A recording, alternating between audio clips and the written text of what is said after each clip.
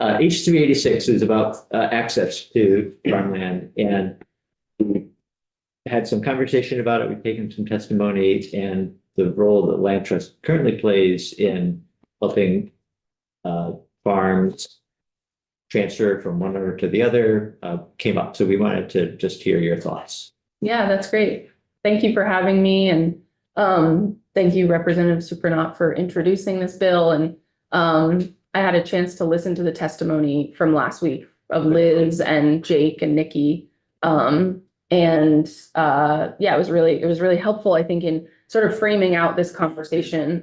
So I'm sure you all hear a lot of testimony, but if you can remember back to some of those things that they talked about, this will sort of, be very related to that.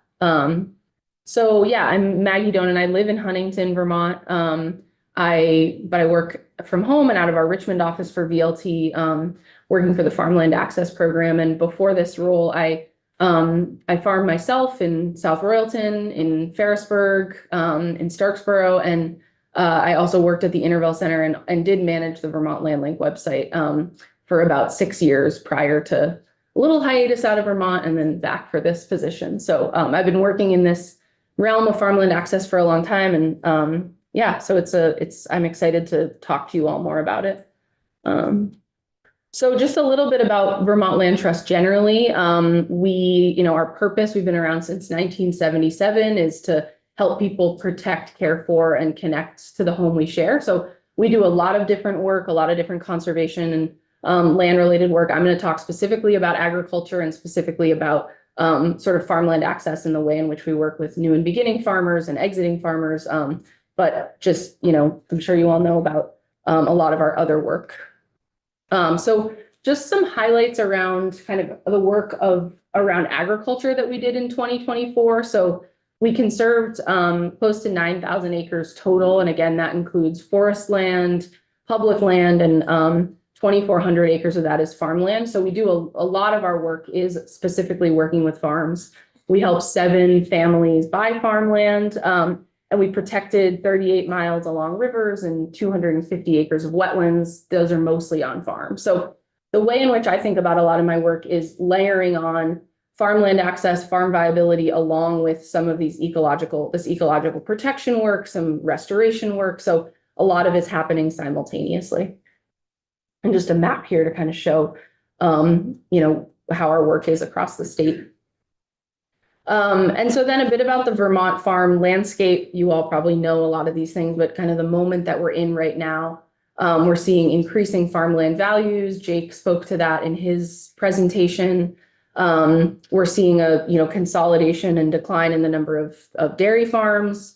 We're seeing this trend of farms both getting bigger and getting smaller. A lot of challenges in that kind of middle scale. We're seeing an aging farm population. Again, I think Jake provided some really good data around that in his testimony. There's this need for improved farm worker housing. I'll speak a little bit more to kind of infrastructure and some of the things we're learning around farm infrastructure later on. This increasing development pressure post-pandemic, and then the impacts of climate change, growing impacts of climate change. And I think a lot of farmers also have, costs of production on their mind right now, increasing costs, especially around feed and supplies and things like that in this current moment. So specifically about the Farmland Access Program within VLT. So our work is really to support the transfer of farmlands in Vermont to keep it owned by farmers and in agricultural production. That's kind of our general goal of this program, is to figure out how can we help and utilize the tools we have and new tools to accomplish this goal. And we know that new and beginning farmers and historically disadvantaged producers generally need more assistance in order to get onto land. Land access is continuously cited as the #1 challenge for new and beginning farmers, that the National Young Farmers Coalition, they gather data on that. So at VLT, we use conservation easements and our stewardship of those easements, as well as fee ownership. So, full ownership of the property in order to accomplish those goals. And then we also hold these options to purchase at agricultural value. And I can go into more detail about what those are, if that's of interest, on the majority of the farm conservation easements that we've done since 2003. Liz and Gus also spoke a bit to that. which just gives us some more control, some more opportunity to have a role in farm transitions. And then we also develop and test new tools to try to accomplish our goals. So we look at like what's not working, what are the challenges that people are still having, how can we, be innovative and try to meet those needs of the moment. So just in terms of some more data on kind of our transfers, so we've seen 100 successful transfers happen since we've started doing this work. And we still have strong demand. So there's been 80 conserved farms that have been sold in the last 5 years. We have usually it's somewhere between 800 and 1,000 farm seekers that are kind of signed up with us, saying they're people looking for land. Yeah. Representative Nelson. Thank you. Has the land trust thought about the changing landscape of farming? Are you still trying to like to keep a farm block? You can serve farm A and it's 285 acres. Are you still trying to keep it all together? Or if that farmer wants to sell and there isn't a buyer that wants to buy the whole 285 acres, are you considering breaking it down into blocks, like for veggie farmers that want to own 25 acres or something? Are you taking those things into consideration now, Yeah. the changing landscape? Yeah. So, and we will do, we do projects anywhere from, like, we're considering a 10-acre easement right now for a vegetable producer who has like a high per acre yields.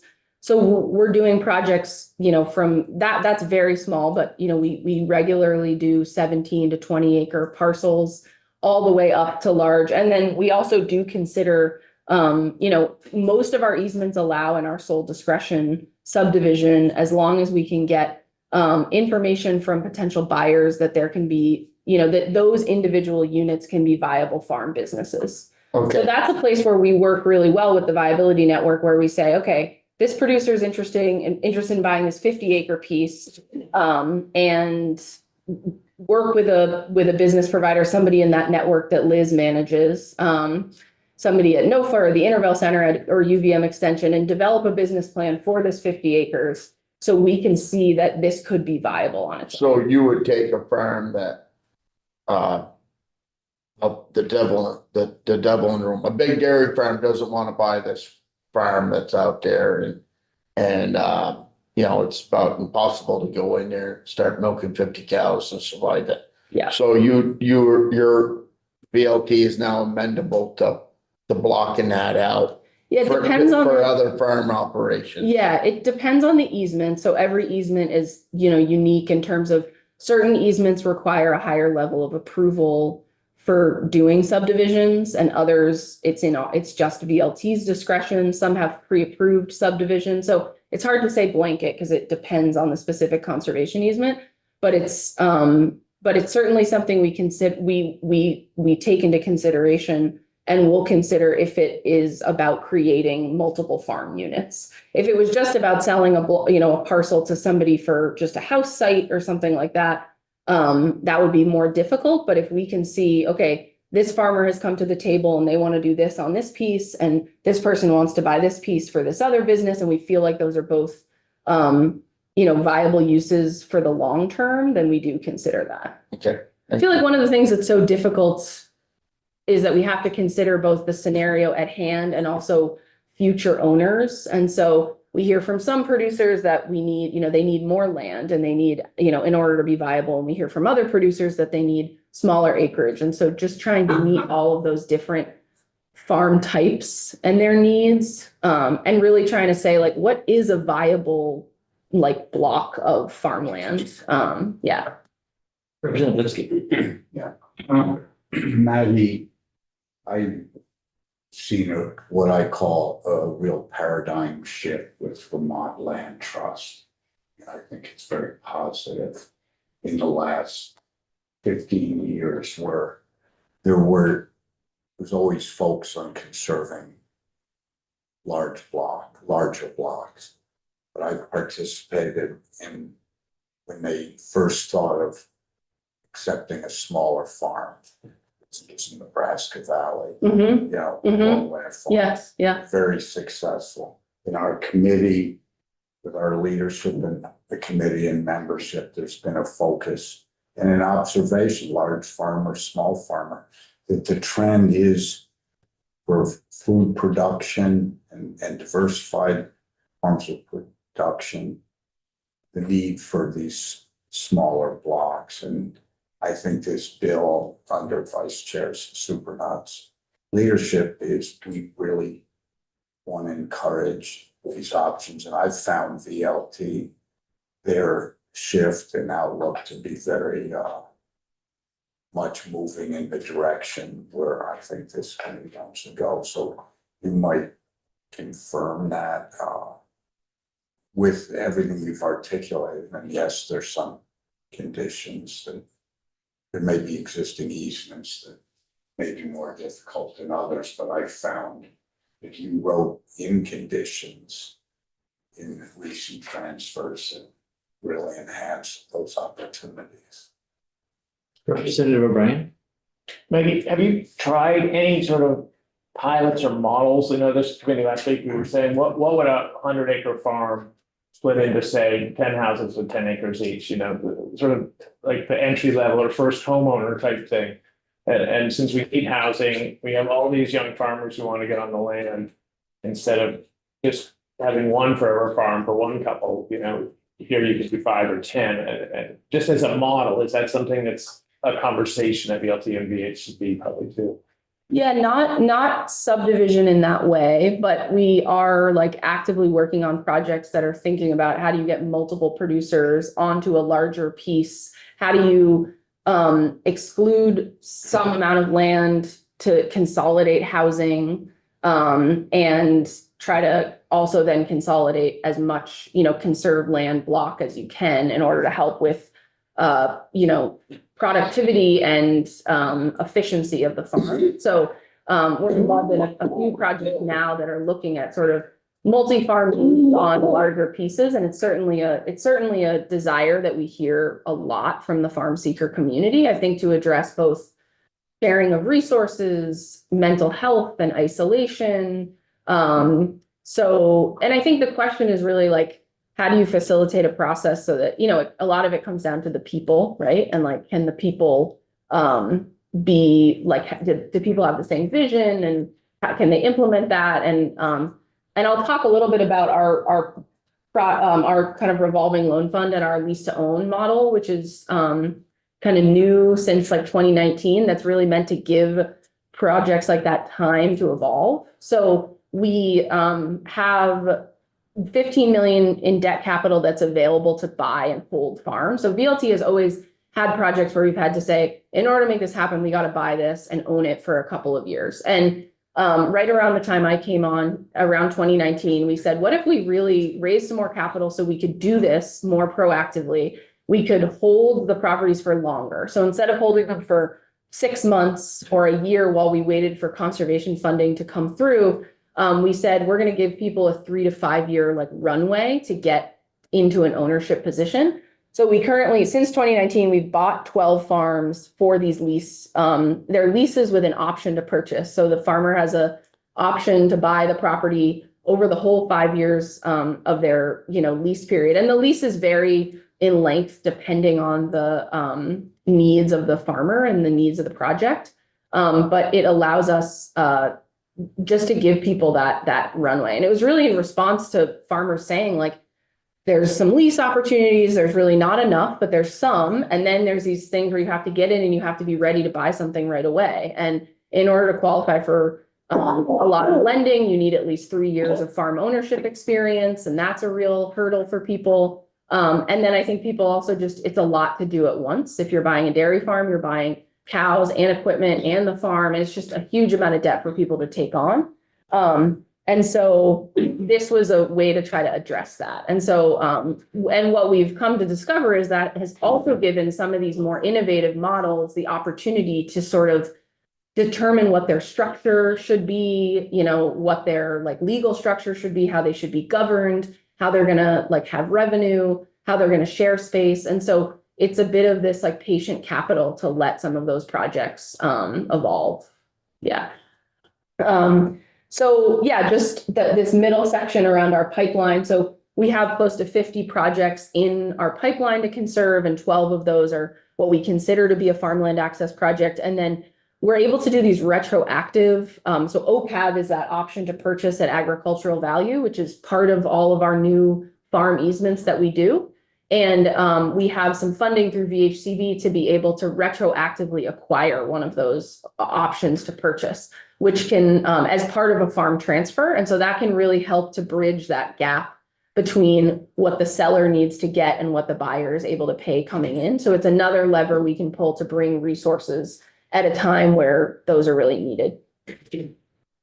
So I wanted to just give you a couple of examples of projects, one of which we owned and one of which we didn't. So this project, we never took interim ownership. This is the farm upstream in Jericho. It's 52 acres along the Lee River. And this is actually two farm businesses in this picture. So Tucker in the middle runs Bone Mountain Farm. And then the two couples on either side of him have the farm upstream. And they bought this property as an LLC together called Lee River LLC. And the idea was that it gave Tucker some equity, like some opportunity to build equity in this land, but he didn't have to go into business with them. So he operates his business, they operate their business. He was also farming in Bolton, in West Bolton, and he got hit really, really, really badly by the floods in 2023, and his farm basically got totally wiped out there. And so now he's moving his operation totally over to this property, but they'll still maintain separate businesses there. So they were able to buy this property for about a third of the full value because it was a highly developable property, really, really nice soils. And they all have, it's vegetable production. We also were able to secure this 50-foot buffer along the Lee River. We're going to do some tree plantings there this spring. And this was funded through NRCS, VHCB, and the local conservation fund there in Jericho Underhill Land Trust, I believe. So this is sort of like our classic farmland access project where they're able to come in and get the property for really a fraction of what they would have had to get it for. This was a relationship that Tucker built by driving by this property every day to drop his son off at daycare and just being like, this is a really nice farm. Like, it doesn't look like it's highly utilized, building a relationship with the landowner. And then working with us to figure out like, what's the path forward? So there was a point where we considered whether we should buy this property, whether that was necessary for them. They worked with Nikki Leonard at the Interville Center and also with NOFA to crunch their numbers and figure out like, can we buy this at the time that we need to buy this? So the conservation and then the sale and the purchase by them all happened at the same time. And then another project is the DeFries Farm in Waitsfield. So this was a property that we purchased as interim owners. And so Dave DeFries is the younger generation coming in to take over the farm there. Their herd and their main farm is based in Warren. It's 70 acres. And this was a project where they were able to acquire this property for less than 20% of the value with the funding that was brought through VHCB with a river corridor easement there, through DEC, through NRCS. And again, so we purchased this property using low-cost debt capital. We held it, we leased it to the DeFries, and then when all the conservation funding was available, that was when they were able to acquire it. So just a couple of examples of like, fairly different projects. This is a bare land parcel. This property here has a house. These folks are going to live there. It's going to kind of be like the home base for their business. The So two couples are gonna live there? yeah, so there's a house that they've turned into a duplex. Okay. That they've renovated, and they're gonna live, in either side. So just some reflections specifically on this bill. Obviously, that's what we're here to talk about. So a lot of appreciation and support for the intent of the bill. It's great that we're able to be here talking about this issue.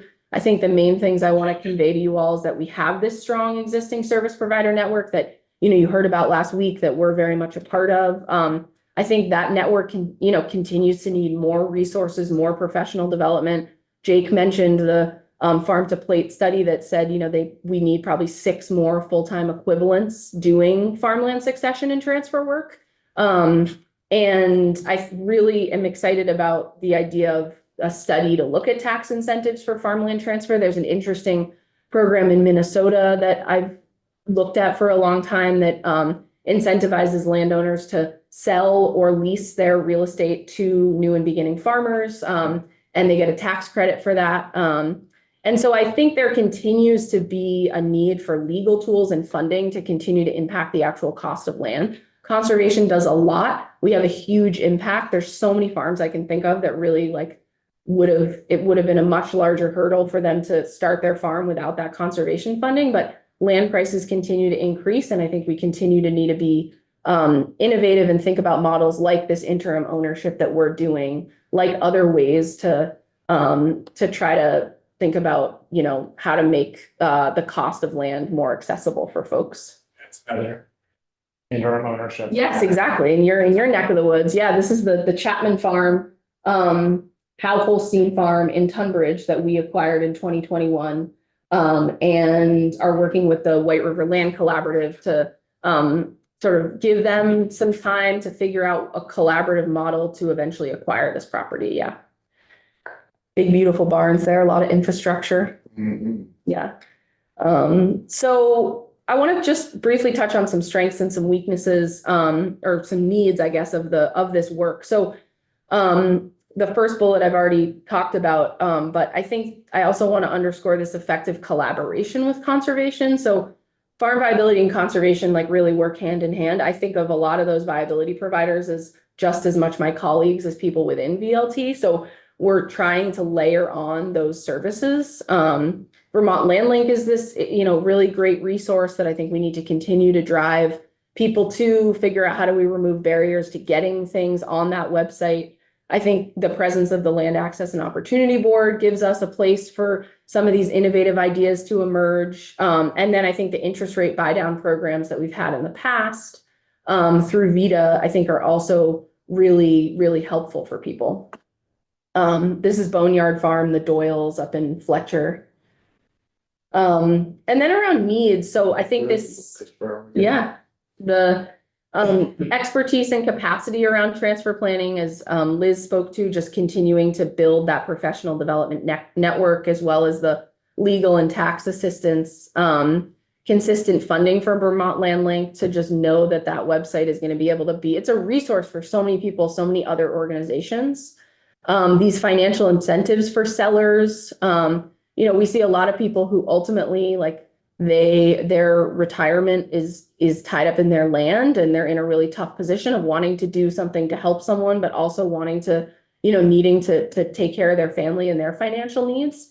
One thing that we've really learned in that interim ownership and is this funding for deferred maintenance. So even when you get on one of these properties, just like the investment that has to happen in the barns and the houses. And I was talking to a farmer the other day about this, of just like how quickly that adds up because of just the deferred maintenance and the costs for that, and the lack of ability to receive many grants or financing for that. It's really challenging. And then I think just like the more that we can have viable farm businesses, the more that farms are going to be able to pay what they need to pay for land. So other bills that you're considering, other work that we can do to continue to just build viable businesses. And then the last point I just want to make is how connected this all feels to the high cost of housing. So something that I talk to farmers about, that I talk to, you know, other service providers about, is just a lot of what people are also looking for. Like, it's not detached from the need to also just find a place to live. And so even people who are looking at bare land parcels, you know, then they're trying to figure out, well, where am I going to live and how am I going to afford that? And so I think addressing like the housing, which is obviously not the work of this committee, but like how interrelated those two challenges are right now, is really something that I feel like every day I continue to understand more and more. So thanks so much for having me, and I'm happy to answer any more questions. Or Do you work with farmers or with those who would like to farm or interested in farming, who are not in a position to purchase land, but would like to be using somebody's land that might be available?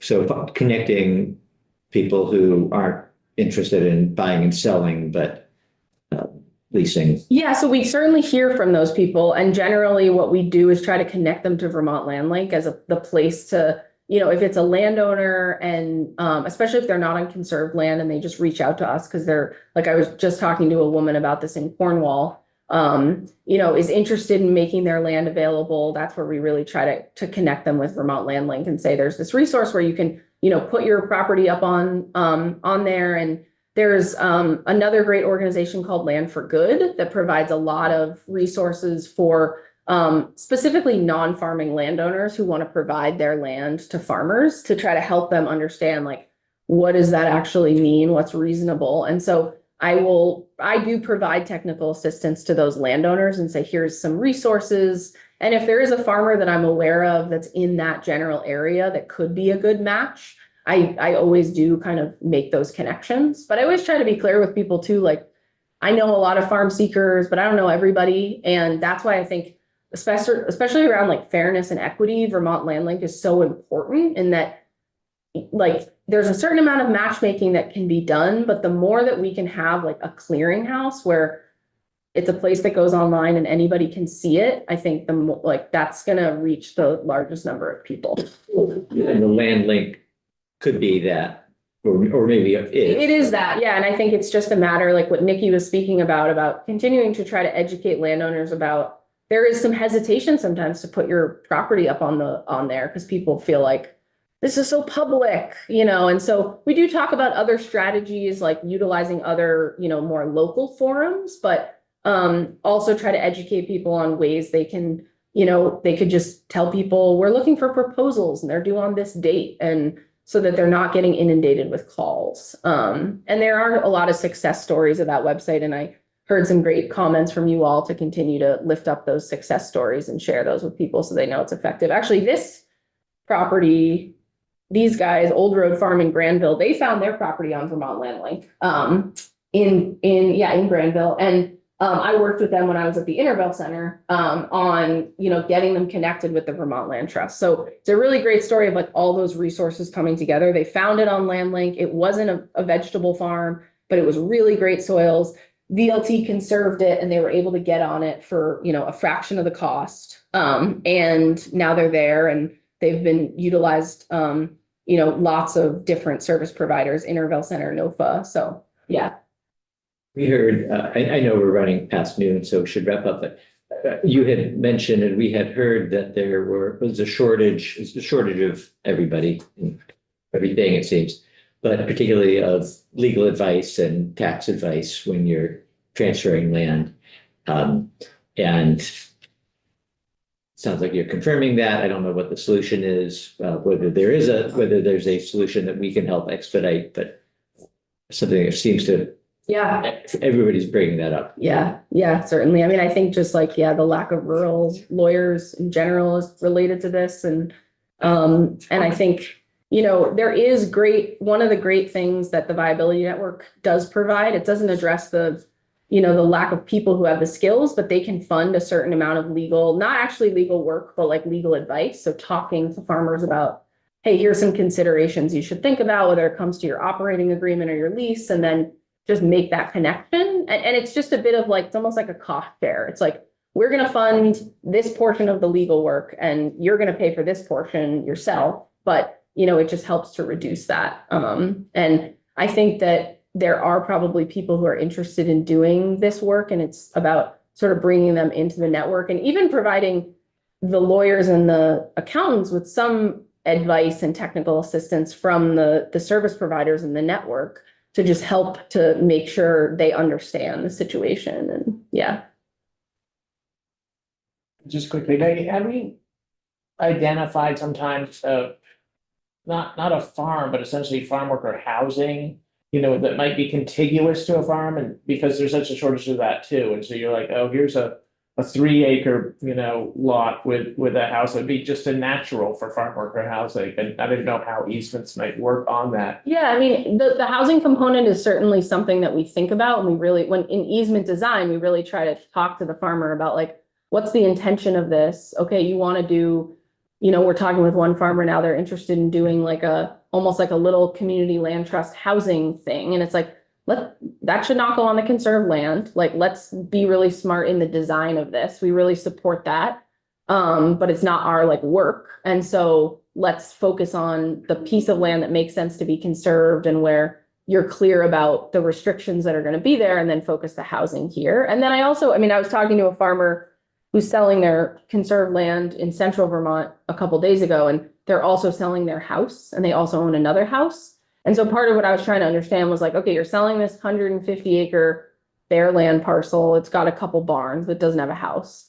And you're also selling your house. And like, let's bring both of those together for people for an opportunity, because it's gonna be really hard and expensive for somebody to build on there. And so yeah, there is like a recognition of like those needs both being really important.